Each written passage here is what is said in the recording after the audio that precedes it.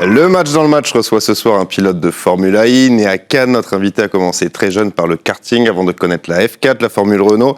Et depuis 2020, c'est en Formula I qu'on le voit. Norman Nato est avec nous. Bonsoir, Norman. Norman, je crois que ça va pas mal. La semaine dernière, vous avez ramené un podium de Loussail en WEC. Exactement, ouais, c'était un petit peu inattendu, j'ai envie de dire. C'est qu'une nouvelle équipe, on est une équipe semi-officielle. Tu te bats contre des gros constructeurs, donc on savait qu'on avait des bonnes chances de faire un gros résultat, mais de faire une deuxième place sur une course de 10 heures, honnêtement, c'était du très bon boulot. Donc c'est une très bonne période et je reviens avec le sourire. Norman, on a 20 minutes à passer ensemble. On va revenir sur votre carrière depuis le début. Le sport auto, ça a commencé comment pour vous ? Alors j'ai un papa qui est baigné dans le sport auto depuis des années, alors plus le rallye. Très jeune, il m'a baigné un petit peu là-dedans, où il avait sa propre équipe de formule de promotion. Donc j'allais avec lui sur quelques courses le week-end pour laver les voitures, monter dans les voitures et faire comme si je pilotais à l'âge de 3-4 ans. Et à l'âge de 6 ans, j'ai eu mon premier karting. J'ai pas accroché directement, s'il manque de temps de mes parents de pouvoir m'y emmener pour m'entraîner et surtout s'amuser, parce qu'au début c'était quand même de base une passion. Mais j'étais vraiment baigné rallye et puis après j'ai vraiment commencé en karting à l'âge de 9 ans en compétition et à partir de là, voilà, j'ai accroché, ça s'est jamais arrêté jusqu'à aujourd'hui. On a parlé du kart, du rallye, je crois qu'il y avait du quad aussi, vous avez même failli en faire en compétition, c'est ça ?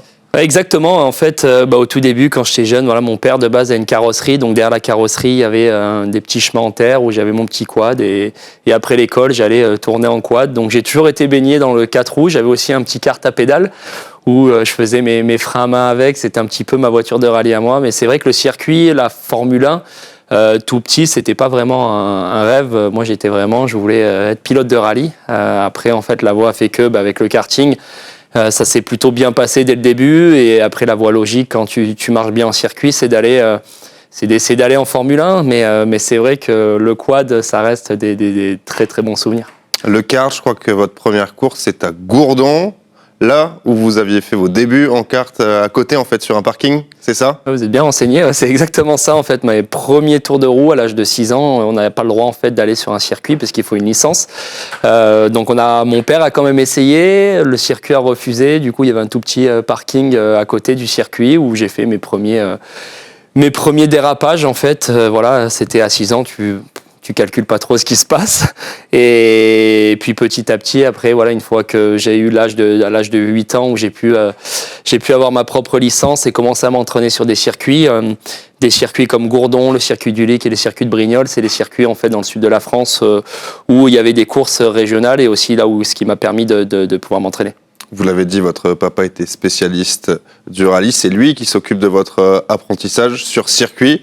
C'est possible d'avoir fait du rallye et d'être très bon sur circuit dans l'apprentissage ? Apparemment oui, quand on voit votre carrière. Ah ouais, mais alors c'est une très bonne question, parce que c'est vrai que mon père a jamais piloté sur circuit, même lui en termes d'expérience de pilote, il a fait quelques courses de rallye, mais il a jamais fait à un niveau professionnel. Donc honnêtement, c'est quelque chose où il a été toujours assez bon pour former les jeunes. C'est lui qui s'occupait de faire les réglages du karting, de m'emmener sur les circuits. Même le pilotage, au tout début, j'ai eu pas mal de personnes quand même dans ma carrière qui m'ont aidé et qui m'ont aussi inspiré et surtout éduqué.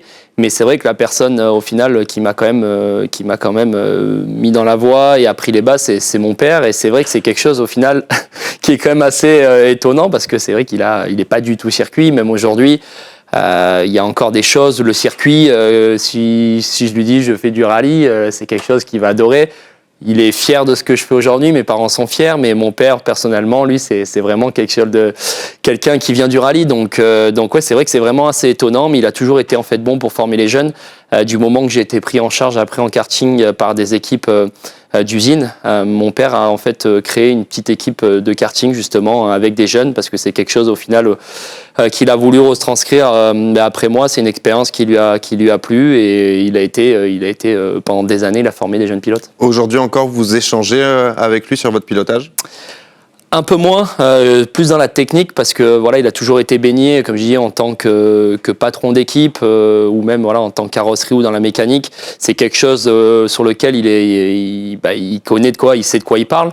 Donc quand on parle plus de technique et de stratégie de course parce que c'est quand même la Formule I, il y a pas mal de stratégies et c'est un petit peu une catégorie qui est nouvelle pour tout le monde. Donc mon père, il y a des choses encore aujourd'hui, des fois qui comprend pas, ou mes parents, ou même des amis qui suivent, parce que c'est vrai qu'à la télé, des fois, on n'a pas tous les détails. Donc en fait, quand on discute, c'est plus vraiment là-dessus d'expliquer pourquoi on a fait ces choix-là, ou quand ça se passe mal, de qu'est-ce qui marchait pas vraiment ce jour-là. Après, pilotage, à moins que je fasse de grosses erreurs, honnêtement, non, on ne parle plus trop de pilotage. Lorsque vous étiez plus jeune en kart, qui étaient vos rivaux ? J'en ai eu pas mal, honnêtement. J'en ai eu pas mal en France. Je m'en souviens, au tout début, un de mes premiers rivales, il s'appelait Jim Pla. Il était un peu plus âgé que moi. C'était un peu lui qui, à ce moment-là, c'était un peu l'homme à battre. Ma première année en championnat de France, je fais vice-champion, donc justement derrière ce fameux Jim, qui est quelqu'un qui pilote encore aujourd'hui et qui est un pote. Et après ma deuxième année, j'ai été champion de France minime. Après, je suis monté dans la catégorie supérieure, j'ai été champion de France cadet, et ainsi de suite. Mais honnêtement, j'ai plein de vraiment bons souvenirs en karting. J'ai encore des amis, justement, un de mes meilleurs amis qui s'appelle Maxime Jousse. Voilà, il a été pilote pro jusqu'en Porsche Carrera Cup. On se battait ensemble en minime, en course régionale. Pareil pour un autre d'un des amis que j'ai qui est de Cannes. Il n'a jamais été professionnel, mais tout ça, voilà, c'est des amis que j'ai gardés, que j'ai du karting. Et vos idoles, c'était qui plus petit ? Pilote de rallye. Pilote de rallye, ça m'étonne pas. Sébastien Loeb, Gilles Panizzi, François Delecourt. Encore aujourd'hui, honnêtement, je suis le rallye à bloc. Sébastien Ogier, j'essaie de rester en contact avec lui. Quand il va faire des tests avant le au Monte Carlo, j'adore y aller pour regarder. J'ai jamais eu vraiment l'opportunité de faire un vrai rallye. J'avais fait le rallye circuit. Ça date maintenant, il y a 6 ans moins. Mais c'était la seule opportunité que j'ai eu de monter dans une voiture de rallye, mais je suis plus honnêtement rallye. Après, les sportifs en général, honnêtement, j'adore suivre un petit peu tous les sports. Tony Parker, voilà, grand respect pour la carrière qu'il a faite. Voilà, c'est tout. Je m'inspire en fait des sports en général. J'adore tout ce qui est aussi sport de raquette. Je joue pas mal au paddle. J'adore suivre le tennis, le basket. Voilà, la Roca Team. Quand je suis vers Monaco, j'adore aller voir les matchs. Donc voilà, j'essaie de m'inspirer de plusieurs sports. Je suis pas vraiment un fan, on va dire, à 100% de Formule 1. Même l'endurance que je fais aujourd'hui, je m'y suis intéressé très très tard. Au début, en fait, la voie quand tu fais du karting après que tu vas en monoplace, t'es focalisé sur la F1. Mais voilà, moi je viens d'un monde où honnêtement, même en étant jeune, je faisais du karting, c'était mon objectif à 100%, mais à côté de ça, j'ai joué au basket pendant 7 ans aussi. Donc voilà, j'ai toujours fait plusieurs sports. On le disait en préambule, depuis 2020, c'est la Formula I. Pour vous, comment est-ce que vous êtes arrivé en Formula I ? Les premiers contacts, ça s'est passé comment ? Alors les premiers contacts, au tout début, pour être honnête, de ce championnat, j'étais encore assez jeune. J'étais en Formule 2. Ça se passait plutôt bien. J'avais de faibles chances d'accéder à la Formule 1, mais quand il y a quand même des petites chances, tu te focalises que là-dessus. Je me battais ces années-là contre des pilotes comme Pierre Gasly, comme Antonio Giovinazzi. J'ai même fait avec Charles, par exemple. On a fait quelques courses ensemble aussi en F2. Donc à ce moment-là, clairement, tes objectifs, c'est la Formule 1. Après, du moment que la Formule 1, fallait être réaliste, c'était plus possible. J'ai pas eu de mal en fait à switcher sur une autre catégorie et de me dire quels sont tes objectifs, ou tu essaies de percer, de rester en Formule 2, de faire plus d'années, ou de rester dans le monde de la Formule 1 où tu switches et ton objectif c'est d'être pilote professionnel. Pour moi, c'était le cas. Je sais d'où je viens, je sais les sacrifices qu'il a fallu faire pour être pilote professionnel. Et du coup, en fait, à ce moment-là, il a fallu se poser, faire les bons choix aussi, de dire pour mon futur, quelles sont les opportunités et les bonnes opportunités. Et à ce moment-là, c'était l'endurance et la Formule I. Étant du sud de la France, j'ai un ingénieur avec qui, Jean-François Levert, avec qui j'avais travaillé dans le passé en Formule Renault de Ligue, qui bossait chez Venturi à ce moment-là. Et voilà, il cherchait un pilote de réserve pour aussi potentiellement le préparer pour le futur. Et j'ai fait 2 ans donc chez Venturi en tant que pilote de réserve. Donc je faisais beaucoup de simulateurs. J'allais aussi sur les courses au cas où il y ait un pépin avec un pilote, jusqu'au moment où on m'a appelé pour remplacer Felipe Massa. C'est dur de succéder à Felipe Massa ? Non, c'est pas dur dans le sens où c'est plus un honneur, honnêtement, avec le grand respect que j'ai pour Felipe. Et la Formule I, c'est une catégorie qui est hyper compliquée. Et aussi, là où j'étais quand même fier, il y a peu de pilotes, en étant pilote de réserve, qui arrivent quand même à accéder au baquet. Et donc, fait, tout le travail que j'ai pu faire au simulateur pendant 2 ans, j'ai envie de dire que ça a payé. Après, de succéder Felipe ou un autre pilote, au final, il faut faire le job. Donc, là-dessus, en fait, j'avais pas une pression supplémentaire. Lors de la dernière manche de votre première saison en Formula I, vous décrochez une victoire à Berlin. Qu'est-ce qui vous revient en tête en premier quand on vous parle de cette course ? Bonne question, honnêtement, c'est un de mes meilleurs souvenirs de ma carrière. C'était à la fois un très bon moment dans le sens où c'était ma première victoire en Formula I, avec Venturi qui m'a fait débuter. Honnêtement, j'ai passé 3 ans où c'était un régal de bosser avec cette équipe-là. C'était plus qu'une équipe, on est resté amis avec certaines personnes du team et d'un autre côté, c'était aussi émotionnel dans le sens où je savais que j'allais pas continuer avec Venturi. Il y a eu des larmes ? Ouais, clairement. Déjà, de réaliser, d'arriver à ce niveau-là et de pouvoir gagner des courses en Formule I. Par exemple, voilà, un mec comme Felipe, c'est un très bon exemple. Il a fait un podium, mais il n'a pas réussi à gagner de course. Et on sait tous les talents et la carrière qu'a fait Felipe, que moi, j'ai pas fait. On sait ce qu'a fait Felipe dans le passé. Donc, d'arriver à ce niveau-là, déjà, tu te prouves encore à toi-même de quoi tu es capable. Et puis, de le faire avec Venturi, pour moi, honnêtement, c'était la meilleure façon de les remercier et de leur dire au revoir.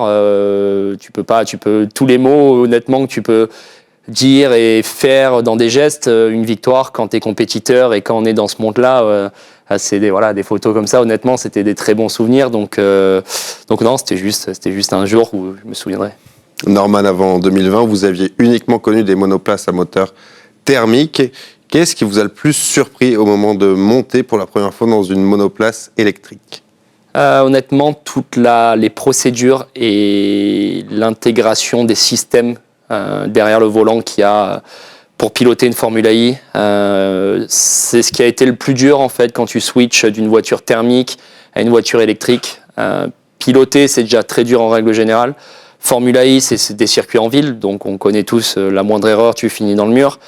Et en plus de ça, Formula I, il y a beaucoup de stratégies, il y a énormément de communication quand tu es en train de piloter avec ton ingénieur parce qu'il y a plein de choses à gérer au volant. Il y a des numéros sans cesse qu'on est obligé de reporter à l'équipe pour qu'ils puissent nous aider à gérer l'énergie. Et puis aussi tout ce qui est côté balance de la voiture, en fait, tout ce qui est freinage. Une Formule I, à chaque fois qu'on pose le pied sur le frein, on régénère de l'énergie et tout ça, en fait, ça a un effet sur ta balance de la voiture. Donc on parle de survirage, de sous-virage.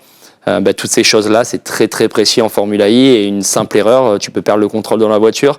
Donc c'est toutes des choses qui sont très compliquées en Formula I encore aujourd'hui, même avec de l'expérience. Et c'est là-dessus vraiment où il faut intégrer la chose.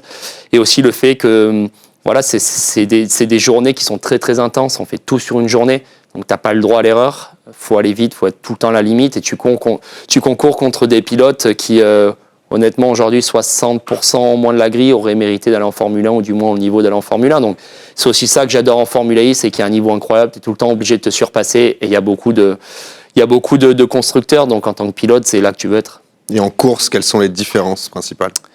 La gestion d'énergie, c'est quelque chose qui est super important. En tour qualification, on peut rouler à 100%. On ne parle pas de lift and coast, par exemple, en course. C'est-à-dire qu'avant de freiner, on va lâcher les gaz, ce qui nous permet de moins consommer d'énergie. Mais autour de ça, on a aussi des palettes derrière le volant, on a des boutons, il y a des stratégies. La façon de piloter elle change aussi par rapport à ta qualification.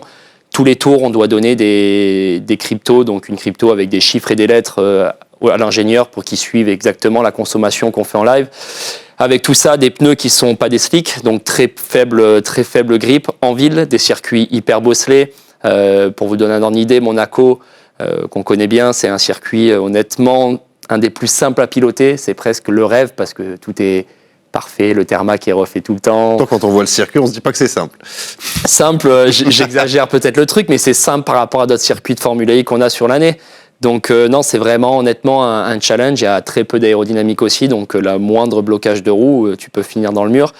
Et il faut aussi défendre sur d'autres voitures. Il y a aussi la performance de la voiture qui est super importante. On sait très bien que le sport auto, tu as beau être dans un de tes meilleurs jours, faire le job et tout faire parfait. Si tu n'as pas la voiture ce jour-là ou qu'on a fait une petite erreur de stratégie, ce qui s'est passé justement l'an dernier à Monaco, je fais 3e en qualification. Jusqu'à mi-course, je suis 3e. On s'est loupé sur la stratégie d'attaque mode. J'ai perdu pratiquement 8 places et à partir de là, ta course, elle est morte. Donc ça fait partie du jeu. Il paraît que la Formule I est ultra exigeante physiquement au niveau des avant-bras. Pourquoi ? Des avant-bras et des épaules. On n'a pas de direction assistée. Par exemple, dans l'épingle du Fairmont pour venir à Monaco, on est obligé de faire 2 tours de volant. Donc on fait la première partie sur un bras, on pousse avec l'autre pour tourner, on fait pratiquement 2 tours. Donc c'est comme faire un créneau dans un parking, sauf que le volant est beaucoup plus dur. Faut aussi rentrer avec beaucoup plus de vitesse. Donc tout ça fait que oui, physiquement c'est quelque chose où tu dois te préparer. Mais c'est aussi très mental. Mentalement, c'est quelque chose qui est hyper usant. Comme j'ai dit, on a très peu de moments de repos pendant toute la journée. Dès qu'on sort de la voiture, on a pratiquement 1h30 pour tout débriefer, préparer la session d'après. Ça passe aussi par discuter du setup mécanique, tout ce qui est système de régénération. Et aussi essayer de bosser sur ton pilotage pour voir toi où tu peux améliorer et aller plus vite. Et donc en fait, ça te laisse très peu de temps entre les séances pour te relaxer. Donc mentalement, c'est quelque chose qui est usant à la fin d'une journée. Est-ce que vous avez le sentiment que la Formule I est sous-estimée ? Sous-estimée, oui, dans le sens où il n'y a pas de superstar. Je pense qu'aujourd'hui, il y en a beaucoup qui attendraient, par exemple, que des pilotes de Formule 1 viennent en Formule I pour se rendre compte du niveau qu'il y a. Parce qu'aujourd'hui, je reste persuadé que tu mets 50% des pilotes de F1 qui viennent en Formule I. Faut pas croire qu'ils vont gagner des courses, faire des podiums comme ça. Comme je l'ai dit, Felipe, c'est un bon exemple.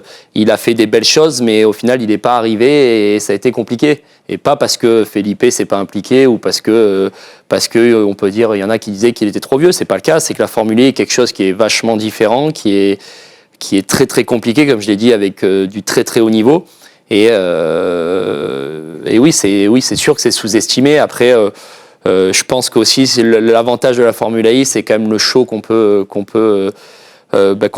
mettre en avant. Il y a beaucoup de dépassements, même à Monaco, où c'est vrai que des fois, pendant la F1, pendant 2 heures, il se passe pas grand-chose. Nous, pour le coup, des dépassements, il y en a, ça crache. Donc au final, c'est un petit peu, on va dire, ce que les fans veulent. Et nous, en fait, ce qui est cool, c'est que tu sais jamais en fait ce qui va se passer le jour de la course, parce que tout peut arriver. La Formule I, ça fait évoluer votre pilotage ? Ouais, honnêtement, je suis pas devenu meilleur en pilotage pur, mais par contre, j'ai découvert des zones où je pensais être à la limite et que j'étais pas encore à 100% de ce que je pouvais en fait délivrer. Et la Formule I, ça m'a appris justement à me surpasser sur quelques points où je pensais être à 100% et qu'au final, peut-être qu'aujourd'hui je suis à 110 et ça passe. Et c'est quelque chose pour moi qui est bénéfique dans mon pilotage et même en tant que personne, la façon de travailler, le feedback que tu dois apporter, tu dois être hyper précis. Donc honnêtement, la Formule I, ça me rend meilleur pilote. Cette saison, Norman, vous découvrez une nouvelle écurie, Andretti. Quel sera votre challenge cette année ? Le challenge, une nouvelle équipe, une grosse équipe. Andretti, c'est peut-être un peu moins connu en Europe, mais aux États-Unis, c'est une énorme équipe. On sait qu'ils essaient aussi de rentrer en Formule 1 aujourd'hui. Donc, ils ont été champions en titre l'an dernier avec mon coéquipier Jake Dennis. Ça fait 4 ans qu'il fait partie de l'équipe. Donc, pour moi, clairement, l'objectif, c'est de ramener un maximum de points à l'équipe pour qu'on puisse jouer le titre constructeur. Sur un plan personnel, quand tu changes d'équipe par rapport à des pilotes qui sont depuis quelques années dans la même équipe, c'est un désavantage, clairement. Donc, je vais le payer sur quelques courses. Je commence à me mettre dans un très bon rythme. En qualification, par exemple, ça fait quelques courses, on n'est pas loin du compte. J'ai fait 5e en Arabie Saoudite sur la première qualification. Il me manque encore un peu de rythme en course. Sur la communication, je sens que je ne suis pas encore à l'aise à 100% avec l'équipe.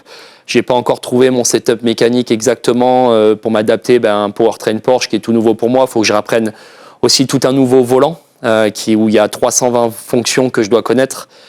Donc tout ça, tout est nouveau. Il faut un petit peu apprendre tout ce que j'ai appris dans le passé, me servir quand même des choses qui ont été très bien et retranscrire tout ça avec un nouveau powertrain. Donc le powertrain, c'est le moteur Porsche et tout ce système pour adapter à mon pilotage et aussi m'adapter à l'équipe. Donc tout ça, en fait, c'est comme quand on parle de basket ou football, quand on parle d'un grand joueur, de Messi par exemple, quand il est arrivé au PSG, il y a un temps d'adaptation. C'est pareil avec nous les pilotes. Quand on arrive dans une nouvelle équipe, tu peux pas délivrer tout de suite à 100%, pas forcément en pilotage pur, mais en fait d'être à la limite de ta voiture. Je sens qu'aujourd'hui, pour telle et telle raison, je suis pas encore à 100% de ce que je peux délivrer, mais on n'est pas loin du compte. On suivra ça avec attention avec TV Monaco. Merci Norman de nous avoir accompagnés. Plein de bonnes choses pour cette saison avec Andretti et en WEC. Merci. Et merci à vous de nous avoir suivis tout de suite sur TV Monaco. La météo.